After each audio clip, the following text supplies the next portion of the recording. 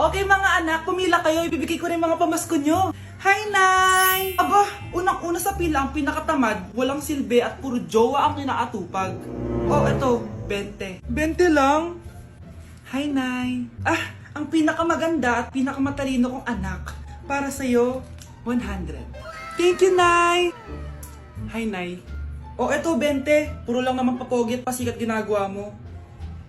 Ah, ang pinakagwapo at pinakamasunod kong anak. At dahil dyan, meron kang 100. Ayan mga anak, nabigay ko rin mga pamasko nyo. Ano naman yung mga bibigay nyo sa akin? Sino ba naman ako, diba? Ah, na ito po regalo ko sa inyo. Sukli po yan sa 20 na binigay nyo sa akin.